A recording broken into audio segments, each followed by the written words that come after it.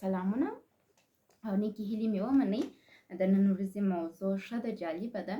دا اړوند به خبرې وکړو چې میړه او میرمن څنګه یو بل ته ارزښتناکه کېږي، څنګه یو میرمن پر میړه ارزښتناکه کېږي، څنګه یو میړه پر میرمنې ارزښتناکه کېږي. اوله خبره چې غواړم نارینو ته یې وکړم چې هغه ډیره مهمه ده، هغه دا ده چې نارینو تاسو ښځه مه عقدې کوئ. که ښځه عقدې کوي، ښځه بیا هر څه کولی شي ستاسو په مقابل کې. ستاسو عزت هم د منځه دروړي، په کور کې بې احترامي هم کوي او هر څه درته خرابولی شي. یوه ډېره مهمه خبره دا ده چې یو حقیقي مینه چې یو نارینه یوه خپلې میرمنې ته ورکوي، چې په هغه کې ظلم نه وي، ستم نه وي، ډېر بد شیان نه وي، د هرې قوي ښځې څخه میرمن جوړوي. ډېرې ښځې چې میړه نه مني وایي زه خپله سر د پاسه میړه یم، خو هغه نفر چې واقعا مینه ورکوي هغه ته بیا میرمن کېږي. نو راځو دا اړوند خبرې کوو چې میړه او میرمن څنګه یو بل ته ارزښتناکه کېږي. د 11 مادو په جریان کې به زه دا تاسو ته تشریح کړم. اول دا دی چې نارینه باید خپله هره مسئله و خپلې ښځې سره شریکه کړي. نارینه باید دا یاد ولري چې دا زما میرمن ده، هغه یو انسانه ده، انسان ته خدای ذهن ورکړی دی او زه چې هر څه لرم باید ورسره شریک یې کړم، یعنې ارزښت ورکړي. که څه هم هغه بېسواده ده، خیر دې شریک یې کړه، بیا هم ذهن لري، په یو څه پوهېږي. کورنیو کې نارینه ښځې عقدې کوي او زخمي کوي. یو عقدې ښځه بیا هر څه کولی شي. د افغانستان اکثره فعالین د عقدې له وجې فعالې شوي دي. د افغانستان اکثره پر میډیا مشهورې ښځې د عقدو له وجې دا ځای ته تللي دي. که دوی شخصا عقده نه لري، د دوی پلار درلودل، د دوی مور درلودل، هغوی اوس پوړنې زده کړي دي، پوړنې نسته، وریښتان ښکلي رایله او وریښتان یې ډېر ښکلي رنګ کړي، در حال چې یو افغانه ده، یوه مسلمانه ده، وریښتان رایله، ښه ښکلي رنګ، په پښتو خبرې کوي او دنیا ته راځي. دا ټوله د عقدې نتیجه ده. راځئ کورنۍ اصلاح کړو تر څو دغه شیان زموږ د مسلمانۍ د چوکاټ څخه ووځي. بل راځو دویمه موضوع دا ده چې د نارینه ناباوري د میرمنې ګناه نه ده. نارینه پر میرمنې باور نه لري. که زه دا خبره ورته وکړم دا نه به پوهېږي، دا زما سره کومک نشي کولی، دا زما سره غم شریکي نشي کولی، دا زما احساس نشي درکولی. دا ستا مشکل دی، د هغې مشکل نه دی. کیدای شي هغه ډېر ښه کولی شي دا اداره کړي، خو ته د هغې سره شراکت نه کوې. درېیمه موضوع دا ده نارینه باید پوه شي چې میرمن هر شرایطو کې ورسره ده. میرمن ګرد عمر ورسره ده. د میرمنې سره تېښته ونه کړي و میرمنې ته بله ښځه رانولي، د میرمنې سره شراکت ولري، میرمن قبوله کړي چې دا زما د ژوند ملګرې ده او راسره ده. دا به ډېره مهمه وي، رابطه کې ارزښت ډېروي. بل ښځه مرسته کوي نه کنټرول کېدونکي عصبي فشارونه کنټرول شي. که تاسو ډېر کار کې مو صدمه لیدلې ده، تاوان مو کړی دی، بزنس خراب شوی دی، د زندان حکم در باندې راوتلی دی، راتلونکي کې بد شیان مو راتلونکي کې دي، که تاسو خپل د میرمنې سره دا شریک کړئ ستاسو ډېر عصبي فشارونه به کم شي. حتی کېدای شي هغه یو غېږ درکړي او غېږ مو ژوند ته تغیر درکړي.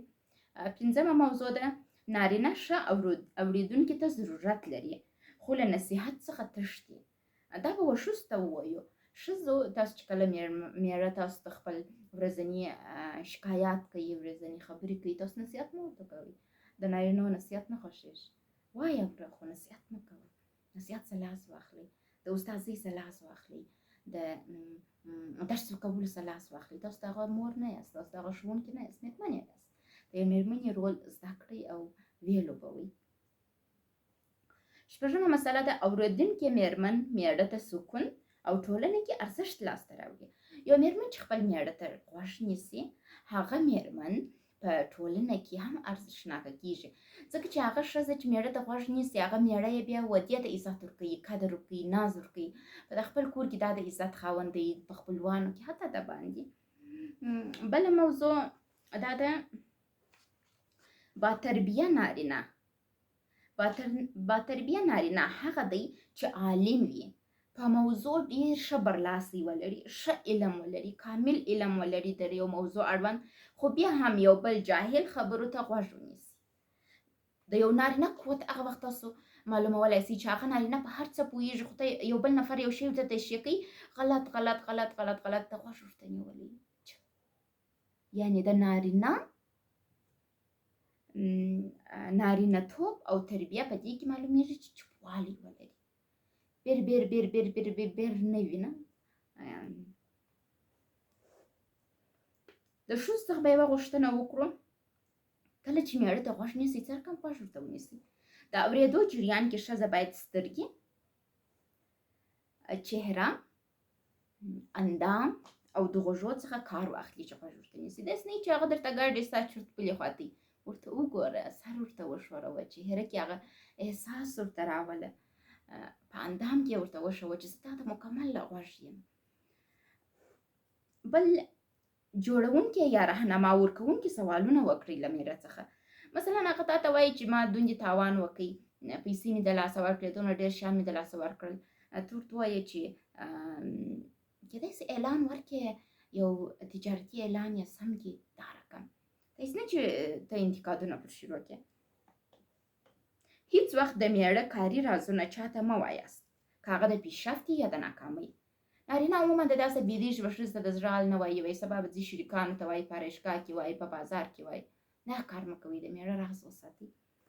بل یو همدرد غوږ نیول یوه ښځه میړه ته ارزښتمنده کوي.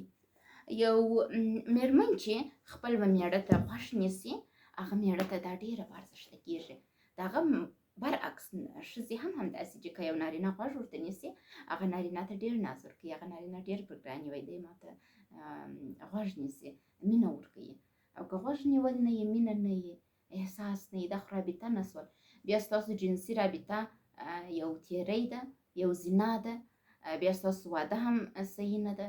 او واده پر مینې ولاړ دی، پر احساس ولاړ دی. دا باید موجود وي په نکاح کې. که په نکاح کې مینه موجوده نه وي، نو دا هره رابطه زنا ده او تاسو غلط کوئ چې رابطه ساتئ او خپل ژوند خپله خرابوئ. او مننه کوم چې غوږ نیسئ.